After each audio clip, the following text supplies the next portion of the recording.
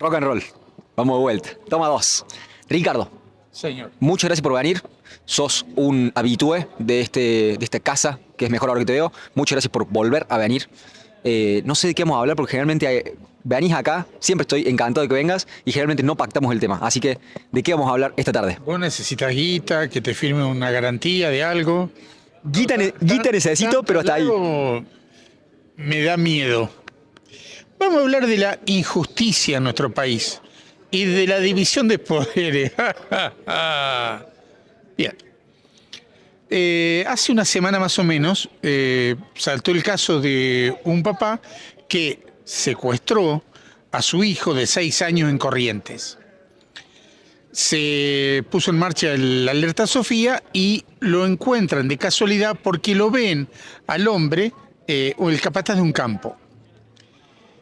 Bien. Lo llamativo es que hubo una versión de que hablaba de que el hombre se llevó al nene de la casa de la mamá porque estaban en la casa de la mamá por hacer un rito umbanda. ¿Qué es eso? Es un rito, hay diversas variantes, pero hay un rito que ya más tarde lo voy a explicar. Es de tipo afro-brasileño, es una cosa así. Bien. Recordemos que hace 1 o 2 años atrás estuvo el caso de el pequeño Loan, también en Corrientes, niño de 6 años, que también desapareció y nunca se supo nada. Cosa extraña, el abogado que defendía a la tía de Loan, Ludmila o algo así, es el mismo que defiende al papá de este niño secuestrado hace 1 o 2 semanas atrás. Un abogado caro, pero muy caro. ¿Y cómo es posible que una persona tan humilde como era la tía de Loan y este señor, que no tiene trabajo, le pudieran pagar a este abogado? Raro, muy raro. A estos casos tenemos que sumarle el del niño desaparecido en Ballesteros, en una cortadero de ladrillos. ¿Cuántos años tenía el nene de Ballesteros? Adivine. 6 años. Exacto, 6 años. Hace tiempo, la hermana Peloni, de quien no podemos acusar de mentirosa o crear fantasías, hace muchos años atrás, estando en Corrientes, cuando ella ya se fue de Catamarca, denunció de que en la provincia había secuestros de niños para ritos umbanda. El rito umbanda, algunas variantes, están relacionadas con el satanismo, donde necesitan un alma inocente, que generalmente es un nene chiquito, al que sacrifican, al que matan. No me mire con eso de juego desorbitado. Es una realidad que pasa. Yo pensé que era como cortarle la cabeza a un pollo o algo por ahí, ¿no? Hay casos así que yo he presenciado en Guatemala, pero no, matan a un nene. Ya otro señor que lo supo deschavar a un señor, un chanta, no me puedo acordar en este momento el apellido, que supo ganar el premio Odol, el $1.000.000 del concurso Odol, que hablaba sobre Troya. Discúlpeme, no recuerdo. María Domínguez. Ese señor también en algunas charlas que él dio, hablaba de esta clase de ritos. Sumemos más casos. El caso de la nena de Tierra del Fuego, el caso de la nena de Altagracia, el caso de la nena de San Luis, todos niños muy chiquitos que de pronto desaparecen de la faz de la tierra. El del nene del dique Los Molinos, que los papás habían ido en familia a pescar al dique, el nene se aparta del grupo familiar y desaparece, como que se lo traga la tierra. La pregunta es, ¿cómo es posible que en ningún caso la justicia haya podido encontrar en ningún caso rastros de qué pasó con estos chicos? Porque yo siempre me pregunto, supongamos que una noche cerrada y lluviosa, usted regresa a su domicilio, yo que le tengo envidia a usted por una serie de cosas que ya hemos hablado, lo secuestro y le pego un palo en el mate. ¿Sabe qué? A mí me van a encontrar a las 6 horas. Pero esos secuestros, evidentemente, hay un poder muy importante de tipo mafioso que protege a los que secuestran y matan. De lo contrario, explíqueme por qué en ningún caso nunca se pudo llegar a una solución. a encontrar la causa de quién eran los responsables de la desaparición y seguramente muerte. Recuerdo también un caso hace como 50 y pico de años atrás, en Mar del Plata, también una nena desapareció en la playa. Todo llamativo. La justicia, bien, gracias. Vamos a un caso reciente, el caso de la señora Nora Dalmazo. En criminología se suele decir que la primera versión es la que es más probable. Cuando a esa versión se la empieza a embarrar con otras versiones, es porque algo se está tapando o protegiendo. ¿Sí? Bien. Siempre se dijo, y ya le voy a decir cuál fue la fuente que yo escuché al aire en una radio, de la relación que tenía el señor Macarrón con un ex gobernador que murió en un accidente trágico de tipo automovilístico. Contame un poco más. Te estoy siguiendo, pero... ¿Dónde vive? ¿En Marte? Ni idea. Bueno, el señor José Manuel de la Sota, cuando estaba casado junto con Olga Riutor, ellos tenían, el registro de la propiedad funcionaba en casa de gobierno, no en el lugar donde debe funcionar el registro de la propiedad. Entonces ellos investigaban, y le voy a decir la fuente y dónde se dijo, no es chisme, sino salió al aire, buscaban propiedades donde los dueños hacía años que no se registraban. Entonces contrataban a un prestanombre que era portero, el portero del registro de la propiedad. Él aparecía comprando la propiedad, luego se la pasaban a otro y terminaba en Macarrón. ¿Dónde salió eso? En el juicio del registro de la propiedad, que fue emitido al aire en Radio Universidad de Córdoba, el SRT, cuando se dio el veredicto y tuvo la última palabra el acusado, que era el portero, ¿sí? El tipo dijo, a mí me hicieron firmar estas cosas. Y el prestanombre era el señor Macarrón de Río Cuarto. Eso se dijo antes de la muerte de Nora Dalmazo. ¿Estamos? 2 o 3 años antes de la muerte de Nora Dalmazo. Entonces la versión que corrió... Déjame preguntarte, antes de pasar otra cosa. ¿Quién es Macarón? Oh, pero No, me tenés que... vivo en Júpiter. Tenemos una diferencia generacional abismal. ¿Les sabes que me cuente? ¿En lo diario? No, ni idea. Ya no leo diario. Aterrizá en la tierra. Estás en Córdoba, hermano. Contame más. El señor Macarrón era el esposo de Nora Dalmazo.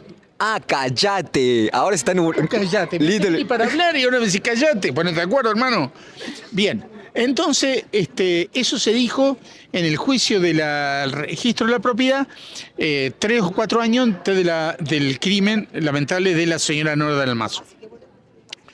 Cuando ocurre esta tragedia, esta mujer que, por referencia que yo tengo de familiar, era muy buena persona.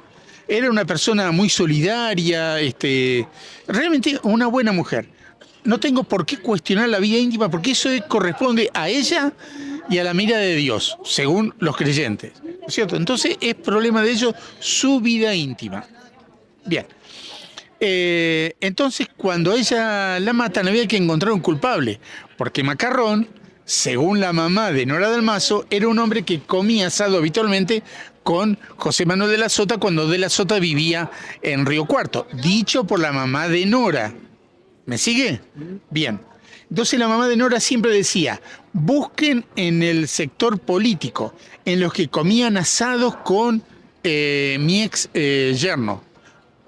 Hay audios radiales, ¿estamos? No es un chisme de vieja. Bien, entonces hay que encontrar un responsable y a quien encuentra a un pibe al que le llamaron el Perejil, que el movimiento popular, marcha y demás, lo liberan. Entonces se puso un fiscal que empezó a investigar. Empezaron a investigar en el sector íntimo de la familia y por versiones y demás de qué persona pudo haber estado con la señora Nora Dalmazo. Yo creo que faltó que me llamaran a mí, santo varón, para ir a testimoniar, porque llamaron a 80 testigos.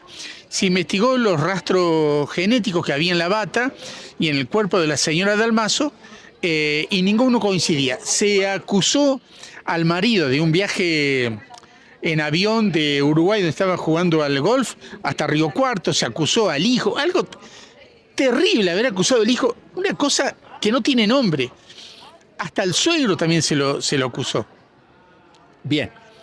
Y resulta que como 15 años, 18 años después, se encontró en las muestras enviadas al FBI, que parece que debían usar correo argentino porque no mandaban la respuesta a tiempo, tardaron 18 años, se dijo que un tal Bárzola, creo que era el apellido, ese fue el que la mata. O sea, la causa prescribió, así que... Entonces ahí había que lavar la imagen del Poder Judicial de Córdoba. ¿Cómo se lavó? Con esta pavada de este juicio que se hizo a los 3 fiscales, que aclaro, está bien, porque los tipos en su momento decían, no se descarta ninguna hipótesis, típica respuesta de la policía o de los fiscales, no se descarta ninguna pista. Entonces, acá vemos una muestra más de la ineficiencia de la justicia. Y vuelvo al garrote que yo le hubiera pegado a usted. Supongo que usted lo encuentran tirado ahí con un garrotazo y encuentran el bate de béisbol. Lo investigan, buscan las muestras de ADN y dicen, a ver, ¿quién es el tipo que más bronca le tiene al flaco este? Fulano. Y ahí me encuentran. Entonces, en algunos casos la justicia actúa con rapidez, pero cuando los delitos o crímenes están relacionados con gente del poder, eso no se aclara nunca. ¿Me comprende? ¿Me comprende? Entonces ahí tenemos 2 ejemplos de los casos de injusticia. Bien. Vamos ahora al caso del bueno de Adorni. Dame 2 toques. Vayamos para allá. Estoy encantado de hablarlo porque no lo conozco de esto que te decía, que no leo los diarios, eso seguro, pero no veo tantas noticias, así que no sé bien qué pasó o qué está pasando con Adorni. Me vas a poner al tanto con eso, por favor. Te quiero preguntar para saber. Me dijiste, hay muchos niños que están desapareciendo. Yo tengo... Que vienen desapareciendo hace rato. Estamos ahí. Yo tengo la intuición y como he empezado a escuchar, yo escucho mucha multimedia estadounidense. Entonces he seguido mucho varias hipótesis del caso Epstein, con quién ha estado relacionado, cuáles son... también estuvo QAnon, que estaba metido con una supuesta conspiración que no tenía fundamentos, que era el Pizzagate. Apareció un chabón, fue a un... había muchos mails de políticos y gente poderosa hablando sobre pizza, ¿sí? Y ellos decían de que la pizza representaba a niños que estaban violando. Apareció un chabón con un arma y disparó y ametralló una pizzería. Se dieron cuenta de que no había, en el sótano no había niños. Entonces de ahí se desacreditó esa hipótesis. Ahora, con todo lo que está pasando con Epstein, muchos mails decían excelente la pizza o excelente los hot dogs, y también la gaseosa de uva. Uva se escribe en inglés como grape, G-R-A-P-E, pero sin la G es R-A-P-E, rape, significa violación. Entonces están empezando a ver porque no tienen sentido lógico que estas personas todas poderosas estén hablando de hot dogs, pizza y gaseosa de uva. Entonces como que hay un código ahí y tiene sentido, y yo no me vas a tener que convencer mucho de pensar de que si hay alguien que tiene todo el poder del mundo, vamos a decir, por ejemplo, Marcos Galperín, no por querer ensuciarlo, sino él no puede salir a hacer cosas sucias sexualmente que le gustarían porque es demasiado conocido. Entonces, si lo fuera a hacer, lo haría en una isla de Epstein, por ejemplo, en un lugar cuidado, donde son toda gente poderosa, donde le sirven en bandeja a jóvenes, sean menores de edad o no, para que hagan lo que quieran sexualmente con ellas. Más violento, menos violento, pero volviendo al punto, no me tenía que convencer mucho para creer que hay gente poderosa que tendría el twist sexual de, bueno, ya puedo hacer lo que quiera con cualquier persona, ahora lo quiero hacer con alguien que no lo puedo hacer legalmente, sea niños, sea violarlos o matarlos. Entonces, creo que tendría sentido. Pero quiero saber, ¿es eso a lo que estás apuntando? ¿Pensás que hay un cabal de gente poderosa, políticos, empresarios, que están, que se aprovechan de niños desaparecidos? ¿Es por ahí? Para saber si lo entendí. Todo es posible en la dimensión desconocida. Había un primer ministro italiano que era dueño de una cadena televisiva. El tipo se sabía embarcar en un yate con menores de edad marroquíes. Y hubo una niña marroquí que alguna vez habló acerca de este tipo y hubo fotos de esa fiesta. El bueno de Diego Maradona, muy buen futbolista, pero hubo una niña que también cubana que lo denunció. Y yo recuerdo muy bien, amigos míos, yo estuve una vez paseando en Cuba y yo veía las nubes de gente, mujeres jóvenes y mamás con niñas púberes, que se ofrecían en los hoteles. Y yo recuerdo un señor del grupo donde yo estaba que pagó $500 para una noche con una niña que era virgen. Eso pasa en todos lados, no hace falta ir a Epstein. Ahora, recuerdo un caso, un efecto colateral de esta famosa pizza que ocurrió en Rosario. Resulta que una chica se sube a un taxi, a un remis, y el remisero lo llama al hijo para preguntarle qué querían comer a la noche, y él le dice, con todo este despelote de Einstein, sería bueno pedir una pizza con mucho queso quemadito arriba. Entonces la chica, que ya venía un poquito preocupada con estas teorías conspiranoicas, dice, pizza, mujer, quemada arriba, negra, yo soy morocha, a mí me quieren violar. Entonces fue y lo denunció el tipo. Entonces el tipo agarra y se presenta a la justicia, y eso salió en los diarios, diciendo, yo no tengo nada que ver, mi hijo me llama para pedirme qué íbamos a cenar, y yo dije, ¿qué es lo que quería cenar? Pero la chica se asustó mal, porque bueno, ¿no es cierto? Mal lugar para trabajar una pizzería si tenés esa idea en la cabeza, ¿verdad? ¿Qué problema? Yo le estaba por invitar a comer una focaccia ahora frente al oso. ¿Con Fanta de boba? No, yo tomo agua tónica nomás, no sé, no me busqué cosa retorcida. Bien, eso respecto de la justicia. Entonces, quiero volver al tema Adorni. Este buen señor, que era un periodista de medio pelo, no era alguien trascendente, no era una persona con mucho peso, pasa a formar parte de las filas de La Libertad Avanza y lo ponen de vocero presidencial. A este señor se le encuentra, lo denuncian porque el tipo compra una propiedad donde las vendedoras le prestan plata para comprar una propiedad. $100.000 cada una de las dos señoras jubiladas, con la mínima. ¿Cómo hicieron esa jubilada con la mínima? Para tener $100.000, no lo sé. Quisiera yo encontrar una morocha que me preste $5.000 por lo menos para pagar unas cuentas.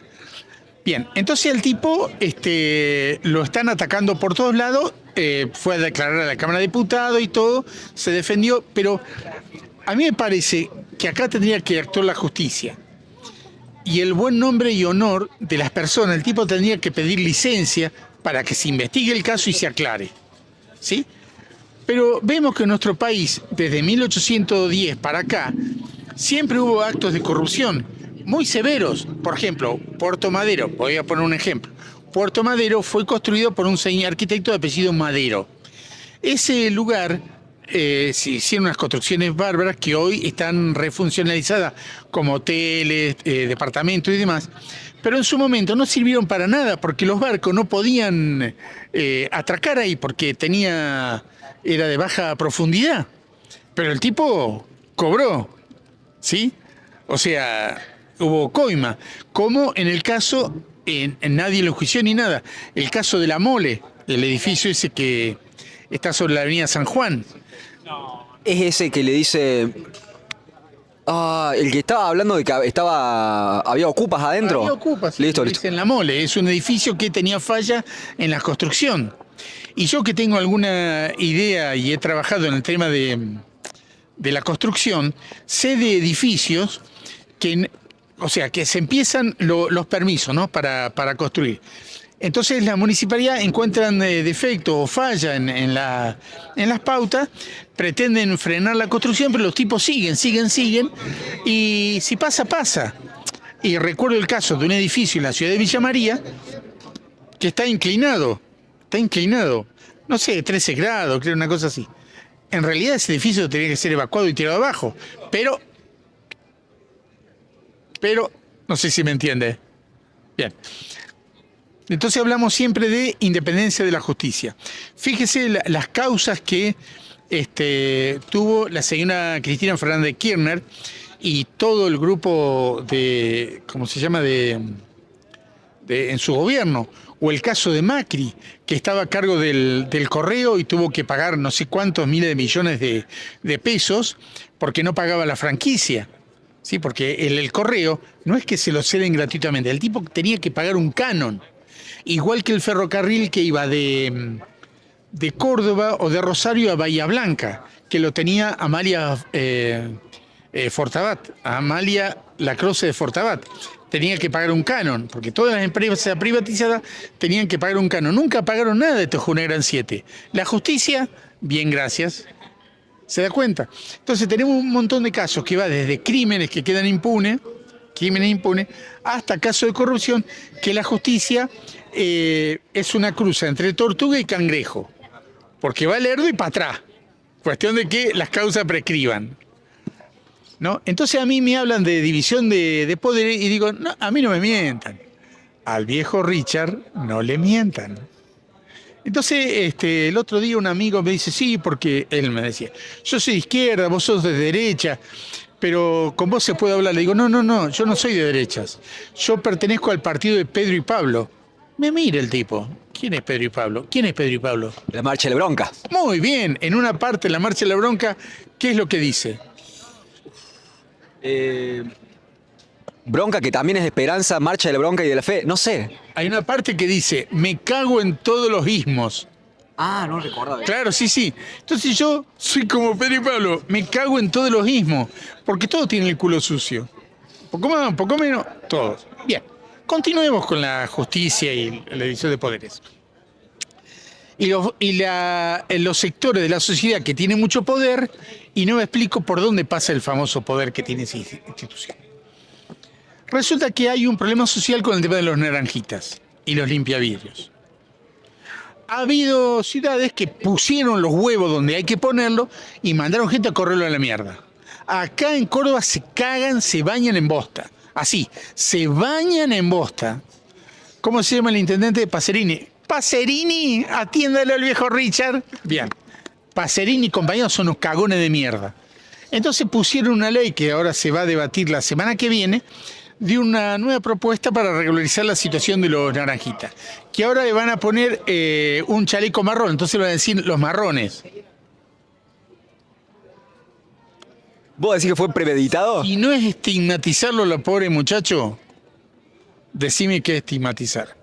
Bien. Entonces le dice que le van a pagar tanto dinero por hora, que ellos hay que pagar a través de un QR por hora. El problema es si el que estaciona el auto se pasa la hora, ¿qué va a ocurrir con el marrón o ex naranjita? ¿Va a llamar la grúa para retirarme el vehículo? ¿O me va a pedir plata bajo cuerda? ¿Qué va a pasar? ¿Sí? ¿Por qué pasó esto? Porque originariamente es que lo iban a erradicar. ¿Quién habló para que le torcieran el brazo al poder político? ¿Quién? Un tal Rossi. Monseñor Rossi. Cállate. Ángel Rossi. ¿Cómo cállate? No, cállate no, pero en serio. Dice que venga a hablar y ahora me hace callar. ¿En qué quedamos? Loco, sos contradictorio. Estoy lleno de contradicciones. Sí, el obispo Rossi en un discurso dijo que no había que estigmatizarlo, no había que correrlo y que había que darle una solución. Entonces la solución que él proponía era que fueran, además de naranjita, veedores o colaboradores, acordate de colaboradores, la palabra, colaboradores de la municipalidad donde denunciaran si habían bache, luz apagada, que esto y que lo otro. Sí, claro, van a llamar a cosas. Entonces, ahora a los ex naranjitas, nuevos marrones, le van a llamar colaboradores urbanos. Ahora bien, la pregunta que yo hago es, ¿qué miedo le tiene la iglesia? ¿Qué tiene miedo? ¿Que cuando vayan a comulgar el cura le diga, no, vos no, porque vos votaste en contra de los naranjitas? O le diga, esta noche va a venir el diablo y te va a morder. O vos vas a ir al infierno. O esta noche te vas a ir a dormir sin postre, porque hablaste más de los naranjitas y de los curas. ¿Cuál es el famoso poder de la iglesia? Que alguien me explique cuál es el maldito poder de la iglesia. Me gustaría que ese señor que habla de religión algún día le hable a usted acerca del poder de la iglesia y dónde concretamente está ese poder. ¿Cuál es el poder? Pero bueno, o sea, seguimos teniendo un problema social.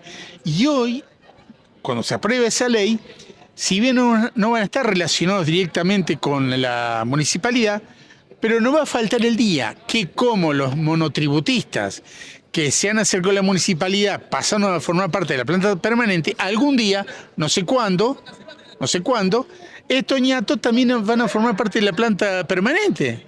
O sea, más empleo público. Que, como diría mi nono, no saben hacer el cero con el culo, van a saber hacer algo en la municipalidad. Uno más inútil que el otro. ¿Y sabés por qué son empleados municipales? Porque son inútiles, ¿o no?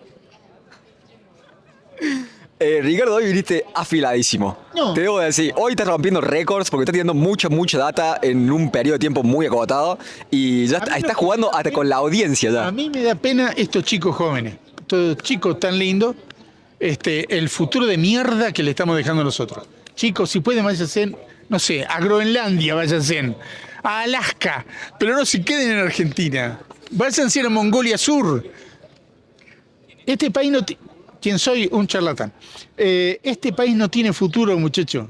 No tiene futuro. Así se lo digo. Tiene más futuro irse a Uruguay, Paraguay o Chile que quedarse en Argentina. Y si quieren ser guita, sean políticos. Estás terrible, hoy estás terrible. Hoy estás intratable, verdaderamente. La semana que viene cumplo 69 años. Esa morocha que te mostré en la foto viene a casa a festejar con el viejo Richard. ¿Qué más le puedo pedir a la vida? Decime. Yo estoy muy alegre de haberte conocido en esta calle y de que hayas tenido la buena voluntad de venir a hablar conmigo un par de veces y una vez más. Así que muchas gracias por eso. Ya no sé para dónde llevarte. Hemos hablado de tantas cosas. Justicia. Hoy lo escuché hablar a Danan. Sí. Danan decía, Milei, sos un hipócrita, sos un mentiroso, y Danan cuando te da la posta te dice una por una todo lo que el tipo dijo. O sea, yo siempre lo he seguido a Danan porque para mí la tiene re clara. Entonces decía, sos hipócrita porque dijiste que Caputo era parte corresponsable de la crisis económica argentina, y decía ahora que el mejor ministro de Economía. Corriste a los mejores. ¿Se acuerda que eso hablamos con ustedes hace un tiempo atrás? Corrió a los mejores de su equipo. Se llenó de chanta. La Lilia Lemoine apareció una foto que está desnuda teniendo sexo con el novio. Déjame echar la bola, negro. Esto es la revista de la calle Corriente. Bueno, sí. Está buena, pero tampoco, ¿viste? Porque, como decía Julio César, la mujer, además de serlo, debe parecerlo. Es así. Si a nosotros los docentes nos decían, el docente tiene que ser ejemplo, una diputada también. Y esa reunión de diputados parece un conventillo, parece el conventillo de la Paloma.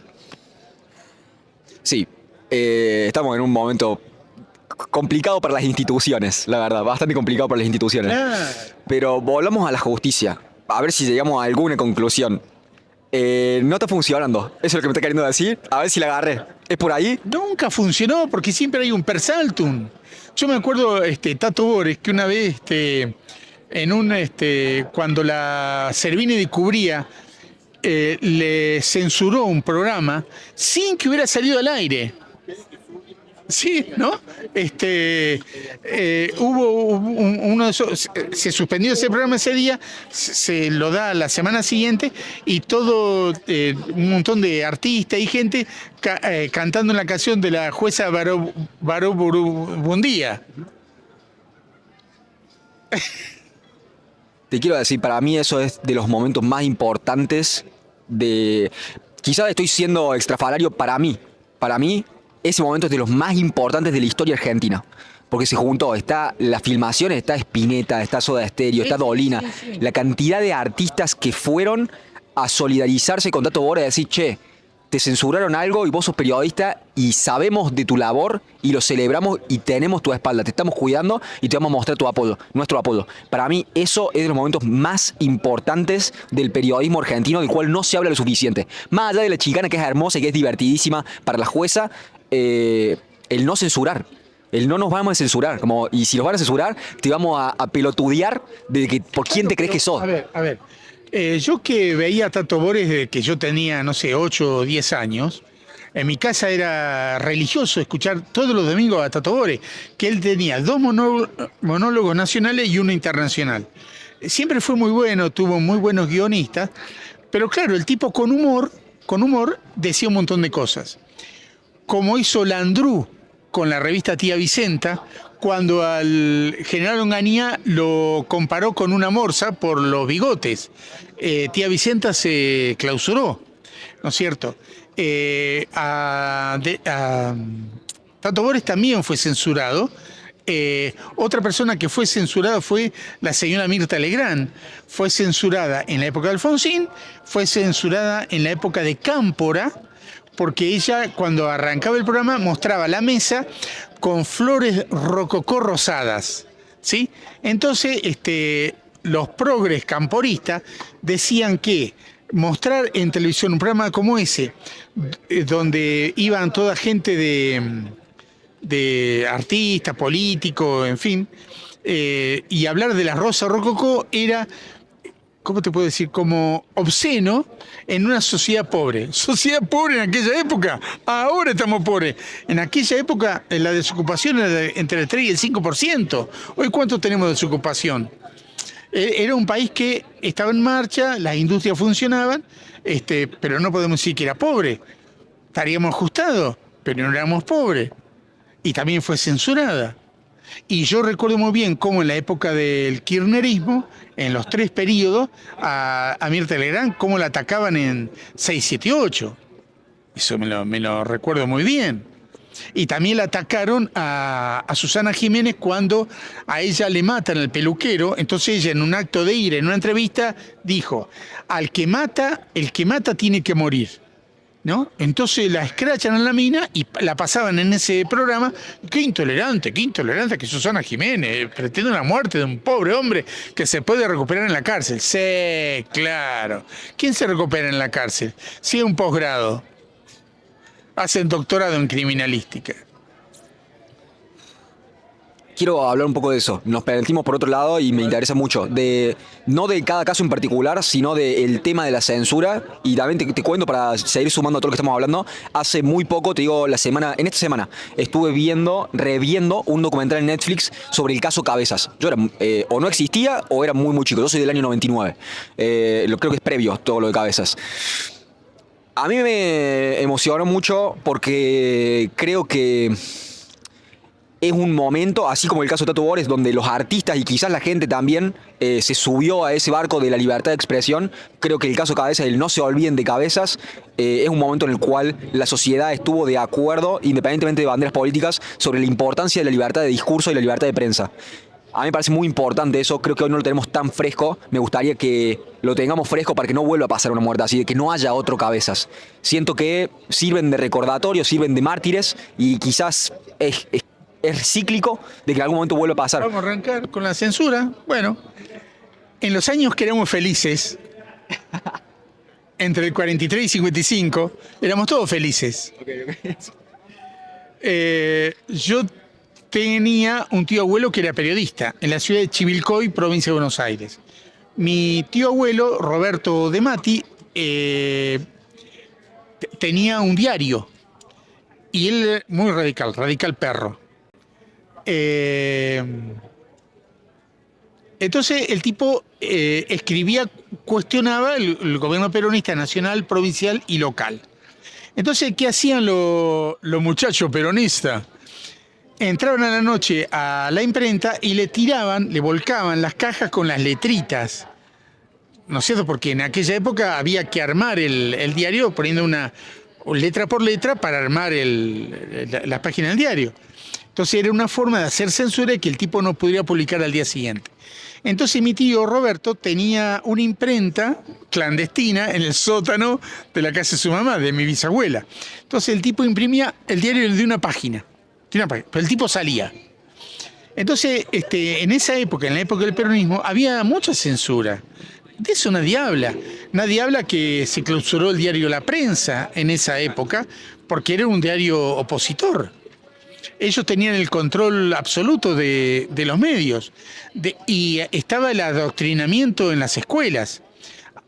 Muchos recuerdan el famoso libro de Perón me quiere, Eva me ama, una cosa así. Alelí. Así se llama el libro, Alelí, y era para nivel primario. Correcto. Esta pelota me la regaló la Fundación Eva Perón, Pero no- Gloria líder, Gloria Eva Perón, todas esas Claro, cosas. pero nadie recuerda, y eso yo lo he leído en las actas de inspección de la escuela primaria, en las actas de inspección de la escuela primaria, que cuando Perón daba discursos por radio, todos tenían que escucharlo en la escuela. Se prendían la radio y todos escuchando lo que decía el general. Si eso no es adoctrinamiento, decime lo que... Es muy parecido a lo que mi tío Benito, Contame más.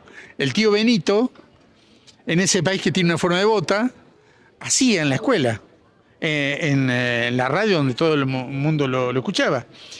Y otro tío mío, un tal Adolf Bigotito, hacía lo mismo. O sea, había un adoctrinamiento. Todos los gobiernos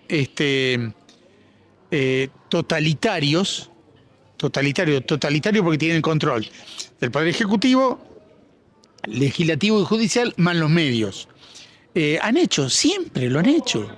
En China, en la Rusia stalinista. O sea, no sé de qué se asustan. Y el tristemente célebre caso Cabezas, el tipo andaban atrás de Chabrán, ¿no? Porque a Chabrán lo denuncia el ministro Cavallo, denunciándolo como un gran mafioso, porque tenía el control de Oca y Ocasa. Ocasa tenía la capacidad de entrar sin control a los aeropuertos, entrar y salir de los aeropuertos. Ellos despachaban aparentemente mercadería y demás. Entrar sin control a los aeropuertos, vos sabés que podés transportar cualquier cosa, ¿sí? Bien, entonces Cabezas se fue a Pinamar, donde paseaba este bueno de Chabrán, y ¿qué hizo? Le sacó una foto al tipo. Entonces lo hizo público y apareció en primera plana de la revista Noticias.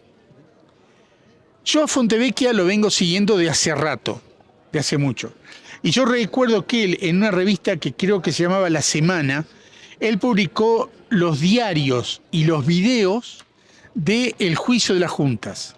Todo eso yo lo tenía guardado y se lo regalé a una señorita que admiro, ¿no? Con la cual muchas veces hemos hablado con usted, que ella es historiadora y puede aprovecharlo mejor ese material. Pero eso lo publicó Fontevecchia. Entonces yo, que leo el diario Perfil, que es el diario de este muchacho, a veces escucho y leo cada barbaridad que le dicen a este tipo, que es terrible. Cuando el tipo, en su momento, se jugó el pellejo, porque se tuvo que disfrazar de mujer para escaparse, porque lo seguían los militares para hacerlo cagar. Se vistió de mujer y pidió asilo en la Embajada de Venezuela. Y yo recuerdo que en una marcha que hicieron la Madre de Plaza de Mayo, el tipo fue como espectador de la marcha.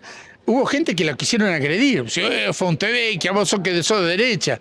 Y menos mal que una de las viejas dijo, no le hagan nada, que este muchacho nos estuvo respaldando en su momento. ¿No es cierto? O sea, como verá, siempre hubo censura a todo nivel y en la mayor parte de los gobiernos. Y hoy tal vez, yo creo que el espíritu de los periodistas, de como era mi tío Roberto, eso ya medio que se ha perdido. ¿Qué querés que te diga? Cuando Milei dice ensobrado, y mira, tal vez tenga algo de razón, no sé. Pero yo creo que ya no hay más periodistas que realmente se jueguen. Un tipo que se la jugaba era, en su momento, era la nata, ¿no? Cuando empieza con Página 12 y ese tipo de cosas. Pero después, no sé. Por eso digo, mi amigo, ¿cómo no te quedaste en Dinamarca? No sé, es de las... Si bien viste como que, bueno, estamos llenos de problemas, ¿no? Como desnutrición infantil, tenés los jubilados, tenés las calles, la basura. Tengo un amigo muy cercano que limpia el río Suquía, se llama Martín Jones. Hace 115, 120 días que lo estás consecutivos que va y limpia el río Suquía, hace videíto y lo muestra.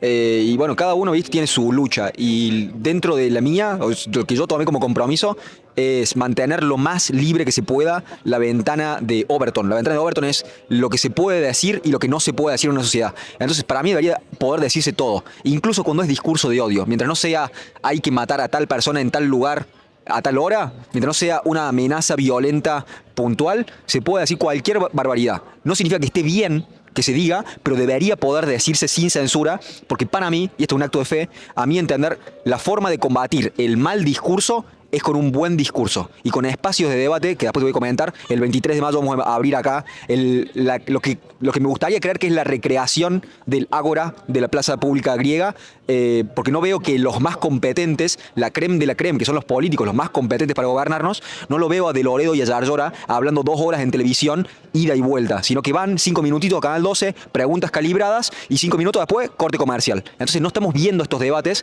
quiero empezar a recrearlo por afuera. Ese es el objetivo un poco y la esperanza. Y que después en algún momento empiecen a tirar, a revolear la media. Por ejemplo, vamos a poner otro ejemplo de la justicia. El Tribunal de Conducta Policial, ¿sabes cuántas personas trabajan en ese tribunal? Da un número. ¿Qué es? El Tribunal de Conducta Policial. Cuando hay un policía que tiene una denuncia de mal desempeño de su función, pasa por el Tribunal de Desempeño Policial. ¿Cuántas personas trabajan? ¿30? 80. ¿Sabés cuál es la formación profesional de las personas? ¿Policía? No, de los que están en el tribunal. ¿Cuál es la formación? Yo diría policía, como son policías. Hay uno que es peluquero, el otro que fue ayudante de cátedra de abogacía y no terminó la carrera. O sea, cualquiera. Y la mayoría son de San Francisco.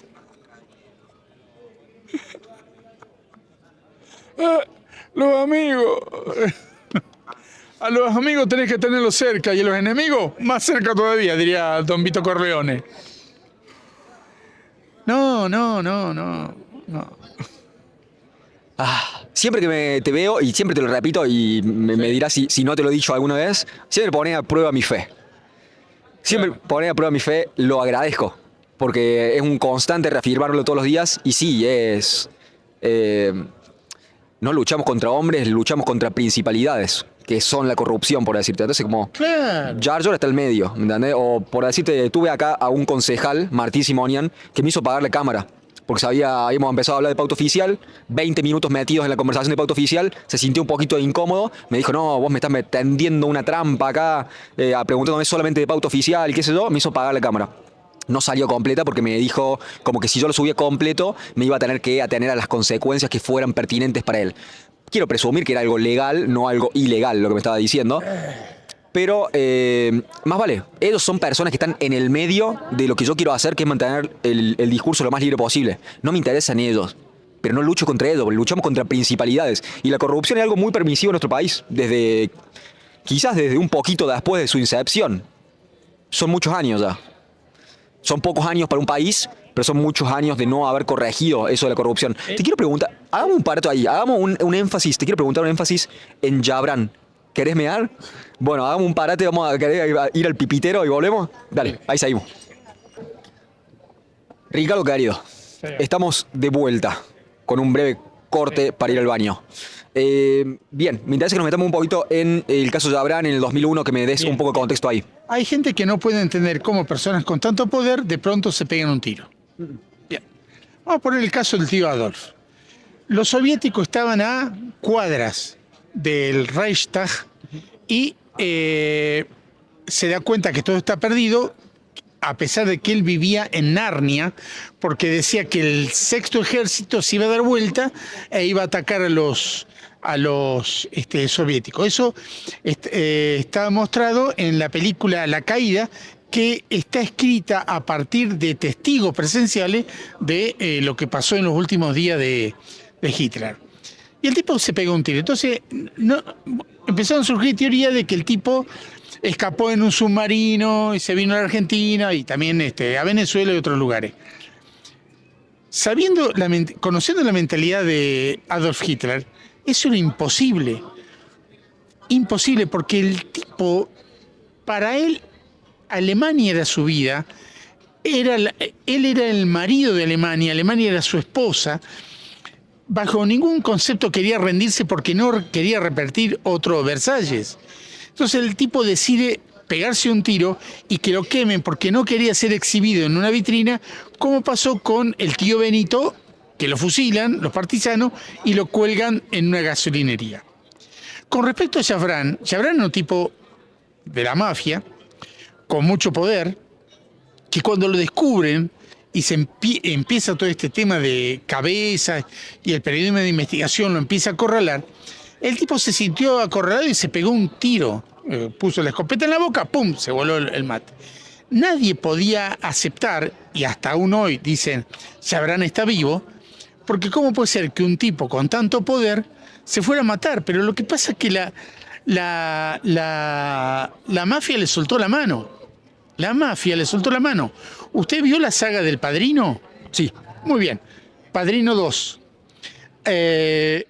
Un miembro de la familia Corleone, debido a que él creía que Michael Corleone lo había traicionado, él quiere declarar en un juicio. ¿Sí?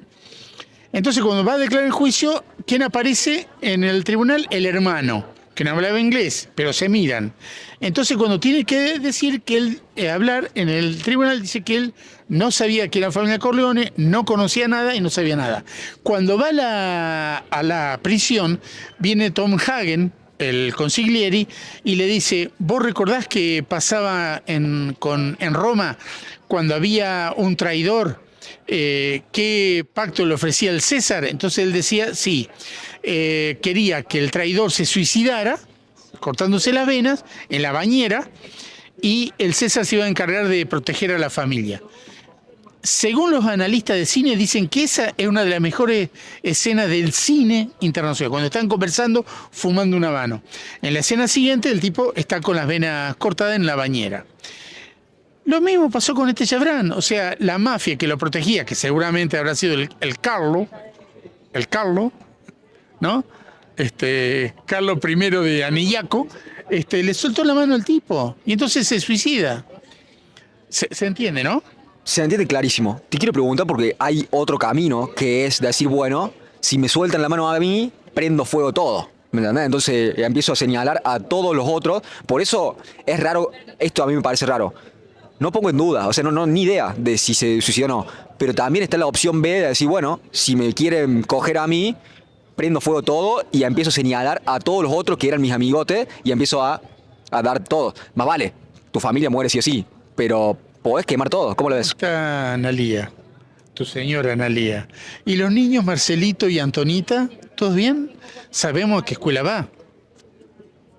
Eso que yo te estoy diciendo se lo dijo el Morsa Fernández a Rep. Cuando Rep, el dibujante humorístico de la revista Noticia, lo escracha en un dibujo, entonces Aníbal Fernández le dice, sabemos a qué escuela van tus hijos. Kirchnerismo etapa 3. ¿Vos querías saber de la mafia del kirchnerismo? Ahí tienen un ejemplo. Cerremos 2001 y ahí nos metemos ahí, porque me interesa mucho. 2001, la terrible crisis de la Rúa.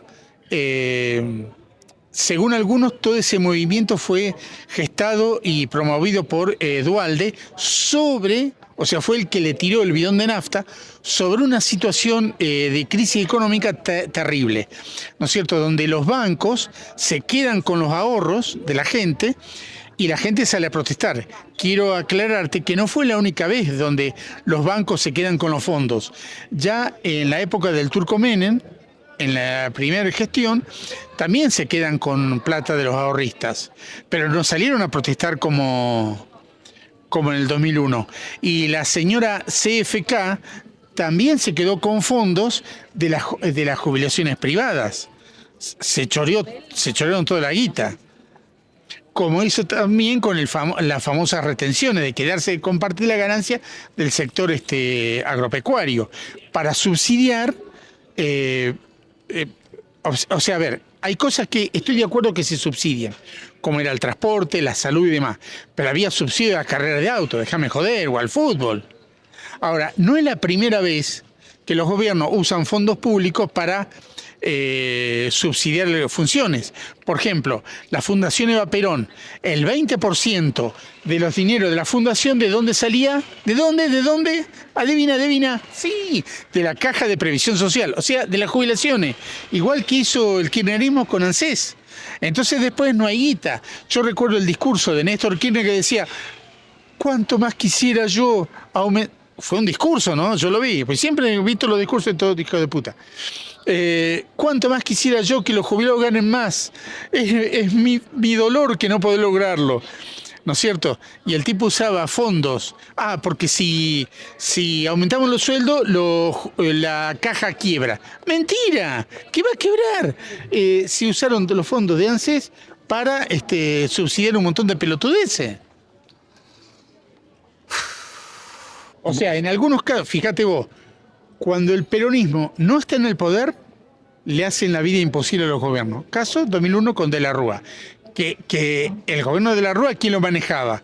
La mujer de la Rúa y el hijo mayor de Antonito de la Rúa. Que yo me acuerdo que cuando sube al gobierno, De la Rúa dijo, no tenemos que farandulizar el gobierno como hizo el Turco Menem. Sí. A los 8 meses vino la Shakira a cantar a Argentina y el Antonito se la... Ese Antonito que termina siendo pareja después. Claro, por eso dije el ¿No entendés por seña vos? Pero vos sabés que no tenía esa referencia. Sabía de que había estado casada Shakira con un argentino que se llamaba Antonito, pero no tenía ni puta idea de que era parte del gobierno de la Rúa. Ahí me estás iluminando. Bueno, ahí tenés. Entonces, fue terrible. Vamos de vuelta, le pegamos de frente. La sociedad argentina reconoce una cantidad de corrupción estúpidamente grande a través de lo que pasa con Jabran, a través de las coimas. Se empieza a prender fuego el país, literalmente. Sale de la Rúa en el helicóptero de la Casa Rosada y después que se vayan todos. ¿Qué pasó? No pasó nada. O sea, la gente explotó, habló y demás. Y yo recuerdo que en cada uno de esos paros generales, yo una vez tuve un debate con un profesor del profesorado Sobral, profesor de historia, que cuando se hizo el primer paro general contra Macri, yo me acuerdo que él lo celebró, qué suerte. Entonces yo le digo, profesor, ¿y si la UTA que los paró no hubiera parado, el paro hubiera tenido resultado? Y el tipo no dijo nada, porque sabía que me tenía que dar la razón. Decir, sí, tenés razón. Si la UTA que los paró no hubiera parado, Ferrocarriles no hubiera parado, el paro no tenía éxito, porque ese es el eje vertebral de todos los paros. Si no para transporte, no tienen repercusión los paros. Y el otro día el secretario general de la CGT fue muy claro. ¿Para qué quieren otro paro si con los paros no arreglamos nada? Porque si con cada paro arreglamos la situación, las cosas ya estarían mejorando. Y es cierto, ¿qué solución nos ha dado los paros? No, tenemos que visibilizarla. Si la gente ya sabe lo mal que estamos y las cagadas que se mandan. Y corrupción no es solamente el gobierno nacional, es nacional, provincial, municipal. A mí me dio risa, hace el año pasado creo que fue, que se sentía un olor muy fuerte en la zona norte. Y era por un predio privado donde se había tirado basura y se la quemaba, ¿no? Y eso generaba un muy mal olor. ¡Oh! ¡Surprise, surprise! Encontraron un enterramiento clandestino. ¡Wow, wow! Eran los camiones de recolectores de basura que tiraban la basura ahí, que nadie en la municipalidad sabía que había un enterramiento clandestino. Nadie se enteró. Está la policía dando vueltas, ojo en alerta, corredores en alerta y la vieja chismosa. Nadie se enteró que tiraban basura ahí. Entonces después todos horrorizados. ¡Oh! Un día hablé con la mujer de uno de los dueños o gerenciadores de las compañías de recolectores de basura. Y la mujer decía, no, porque el trabajo... ¿Qué trabajo? Le digo, ¿querés que te diga en qué cuadra, en qué calle están ahí basureros a cielo abierto?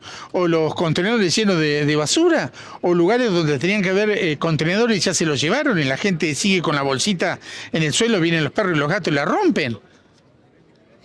No me hablé de amor a mí. A ver, pará. Bueno, corrupción, que se vayan todos. No se fueron. No se fueron y no se van a ir. Ya te dije, lo más inútiles están en la función pública. Y vos fijate que según de dónde calienta el sol, ¿no es cierto?, se pasan de un partido a otro. Hay kirchneristas que se pasaron con la Libertad Avanza. ¿Dónde están los principios? Esto es como diría...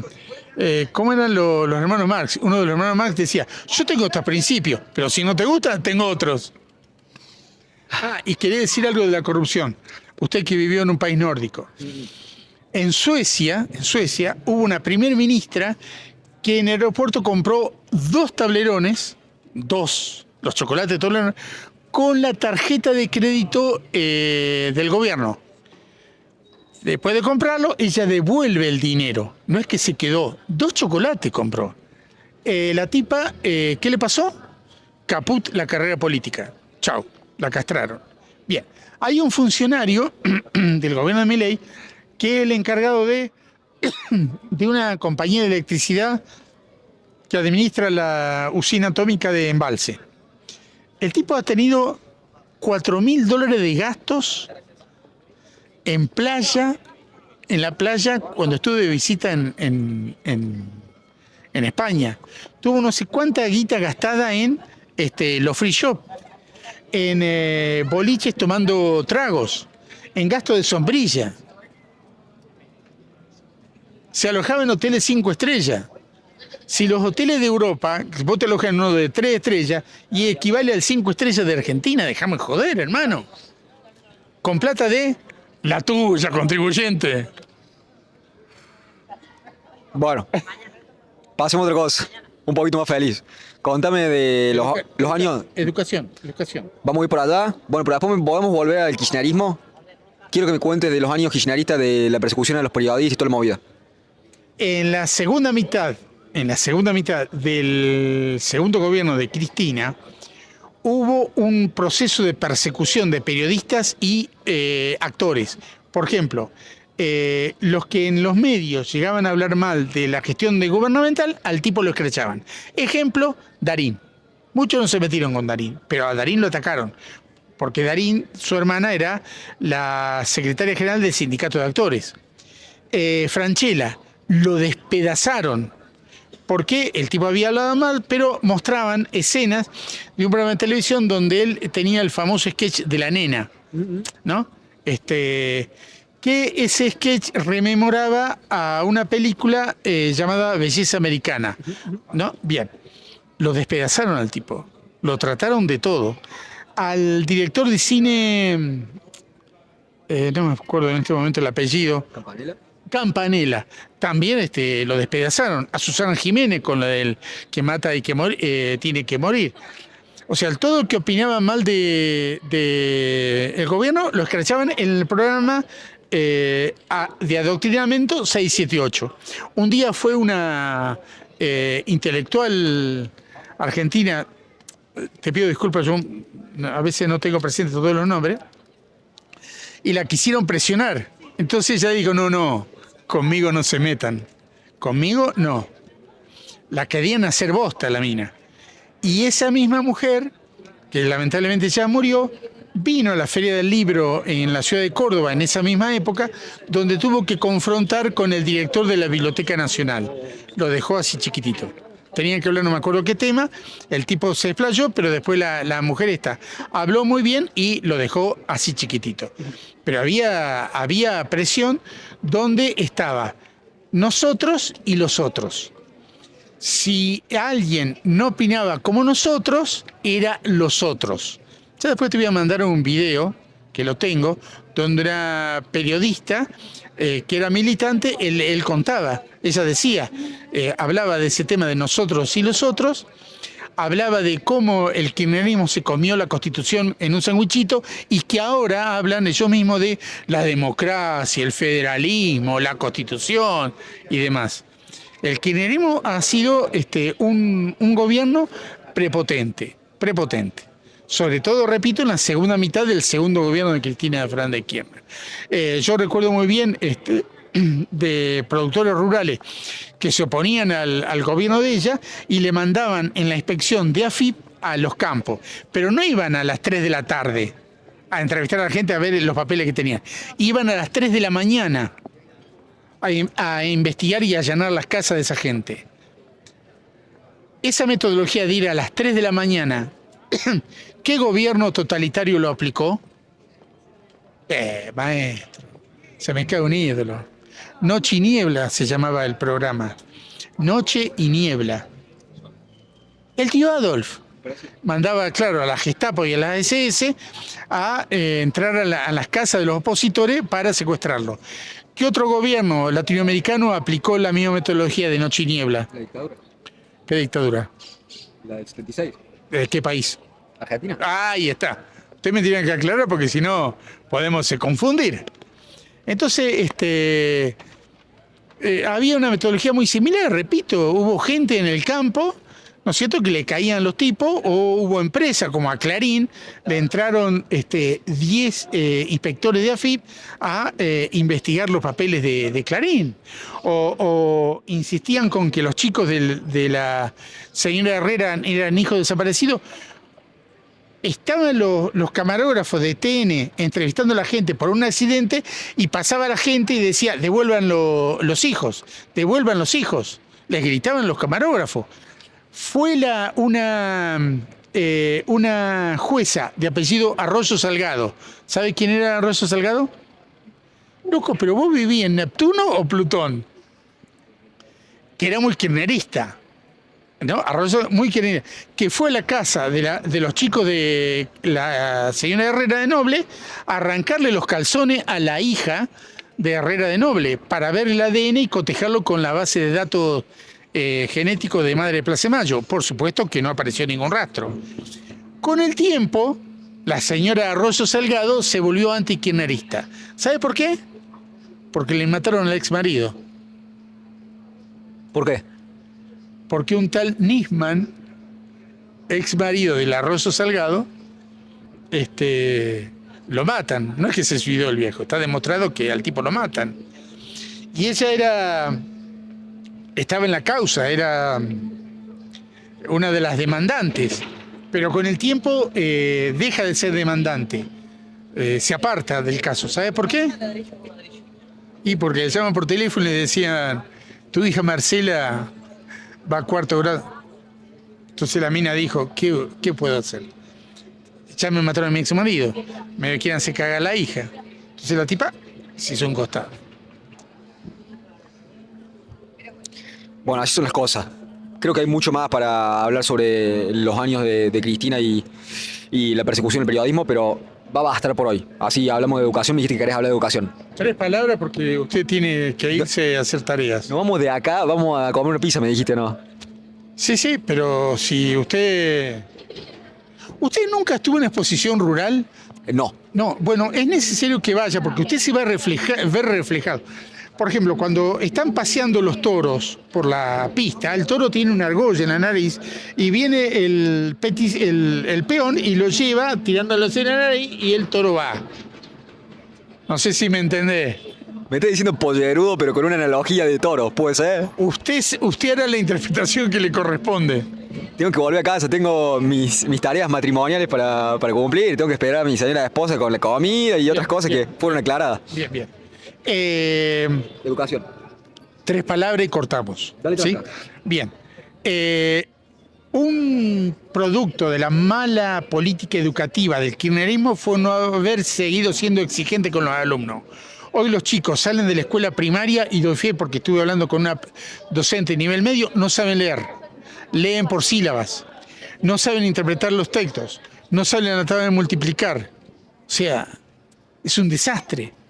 Entonces un chico que no sabe leer, no entiende. Si no entiende, no comprende. Si no comprende, no rinde en los exámenes. ¿Y qué es lo primero que va a decir el pibe? Yo soy un burro. No existen los chicos burros. No existen. Existe el pibe que no sabe leer y no comprende lo que está leyendo. Entonces no aprueba. Es fácil. Entonces nuestra educación es un desastre. Un desastre. No saben buscar bibliografía. O sea, ponen en Google y pueden buscar cualquier cosa. Yo una vez lo reté a mis hijos. Digo, escúchame, hijo, tu padre es veterinario. Vos tenías que hacer un trabajo sobre chacinados, y buscaste razas de cerdo, y como consultaste una página española, te dieron los chanchos que hay en España. Pero los chanchos de España no son los chanchos que hay en Argentina. ¿Por qué no me preguntaste a mí? Le crees más a Google que a tu padre. Y le dije, menos mal que yo no era el profesor que tenía que evaluarte, si no te pongo un 0. ¿En qué pensás que le estamos agarrando en términos de principios? O sea, ¿para qué estamos educando y para qué deberíamos estar educando? ¿Cuál debería ser la finalidad de la educación en Argentina? Para mí, sin duda, un país culto, estudiado, preparado, es un país que va a permitir el desarrollo de una nación. La Europa después de la Segunda Guerra Mundial y Japón después de la Segunda Guerra Mundial no crecieron porque estuvo el Plan Marshall. Creció porque había una población educada. O sea, que logró reconstruir y salir adelante. En la Guerra de los 6 días, cuando los tanques de guerra egipcios dejaban de funcionar, los ocupaban soldados israelíes que los arreglaban, porque los egipcios no sabían arreglarlo, le ponían la estrella de David y usaban los tanques egipcios para atacar a los egipcios. ¿Pero por qué ocurría eso? Y porque los egipcios eran una manga de burro, ¿no? Que no sabían arreglar un tanque, y los israelíes sí. Entonces, sin educación, un país no progresa. Entonces no quiero caer en teoría conspiranoica, pero parecería que hay como dejarlo hacer, no te calentes, no estudies, total, ¿para qué? Para tenerlos cada vez más burros y poder dominarnos. El tipo que no lee no logra pensar, no logra elaborar un juicio crítico. Yo vuelvo a esta licenciada en historia que tanto admiro, que es una persona que siempre dice, si no estudiamos, si no estudian, si no leen, no se forman y por lo tanto no tenemos una población con juicio crítico. Y creen cualquier boludez, como la que dijo en su momento Milei que íbamos a ganar en dólares. Y hubo empleados domésticos que decían, ¡ay, qué bueno, ahora me van a pagar en dólares! Y hubo gente que se tragó ese discurso, como se tragaron el discurso de Ernesto Kirchner, volvamos a ser jóvenes como en los 70. No, los 70 fueron los 70. Esa etapa no vuelve más. Y yo he hablado con gente que participó en esos movimientos de los 70 y los tipos dicen, no valió de nada tanto sacrificio, no valió de nada que nos metieran preso, no valió de nada que nos hicieran recontracagar, porque seguimos siempre igual. ¿Para dónde? O si no, el turco Menem. Vamos a hacer la revolución. No, bueno, ya. Vamos a hacer la revolución productiva. Entonces todos dijimos, bueno, vamos a creerle. O el doctor César Ancilós, que dijo, yo voy a ir con los gerentes de banco a levantar las cortinas de la fábrica. ¿Qué cortina de fábrica, hijo de puta? No levantaste ni una puta cortina. Siguieron todos fundidos. Y no diste ningún puto crédito para que la gente pudiera salir adelante. Tanto el ciudadano común como los empresarios. Y permitiste que hicieran bosta el Banco Social, que generaba riqueza a partir del puesto del juego y le daba créditos a muy baja tasa a los ciudadanos. Te lo comiste en un sanguichito, hijo de Troya. Bueno, entonces, ¿para dónde? ¿Cómo debería ser la educación? ¿De qué manera deberíamos educar de acá para adelante? Si vos fueras hoy el ministro de Educación, ¿qué hay que hacer primero? Y volver a lo que se hacía en la década del 60 y 50. Usted agarra una carpeta de un alumno de esa década y viera con la prolijidad y lo completo que estaban los cuadernos. Y los chicos iban a la biblioteca a consultar libros. Está bien, hoy a lo mejor no querrán venir a la biblioteca a consultar libros, pero vos agarrás cualquier libro actual y los chicos no saben escribir. No saben escribir el nombre ni poner su DNI. Y estoy hablando de chicos de segundo año de la secundaria.